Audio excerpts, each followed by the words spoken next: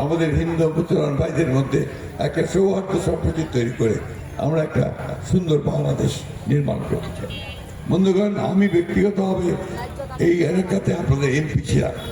যখন এমপি ছিলাম, মন্ত্রী হয়েছিলাম, কৃষি প্রতিমন্ত্রী, মনে আছে আপনাদের?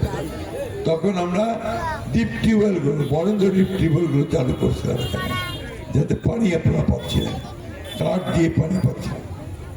আমরা ভুট্টার চাষটা শুরু করছি এখানে, আমরাই শুরু করছিলাম।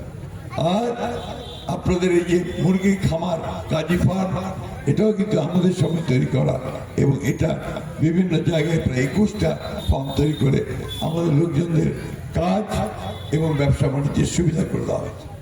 এই কাজগুলো আমরা করতে চাই।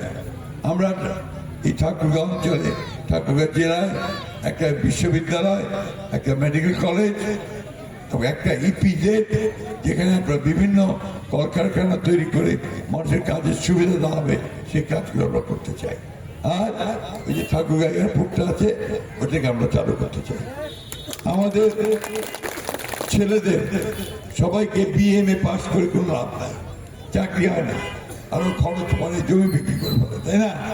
আমরা তাদেরকে কারিগরি শিক্ষা দিয়ে, ইলেকট্রিশিয়ান, কার্পেন্টার, প্লাম্বার, এই শিক্ষাগুলো দিয়ে আমরা তাদেরকে বিদেশে পাঠাতে চাই, যাতে করে সে টাকা আয় করে এখানে নিয়ে আসতে পারে। আমরা মেয়েদেরকে নার্সিং ট্রেনিং দিতে চাই, যাতে করে তারা এখানে নার্সিং ট্রেনিং বেশি টাকা পায়।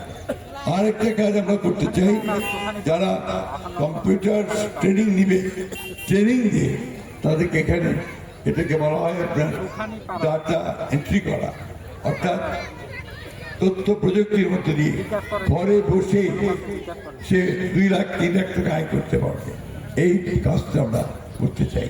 আপনারা যদি আগামী নির্বাচনে আমাকে ধানের শীষে ভোট দেন, তারা একদিকে রাষ্ট্র যে কাজগুলো করবে, আমি যে কাজগুলো করতে চাই সেগুলো আমি আপনাদের সামনে বললাম। এই কাজগুলো করার সুযোগ আমি পাবো। প্রিয় ভাই ও বোনেরা, আমার বয়স হয়ে গেছে। আমি 15 বছর এই বিএনপির মহাসচিবের দায়িত্ব পালন করেছি। আমি প্রায় 3.5 বছর জেলে ছিলাম, 11 বার জেলে গেছি।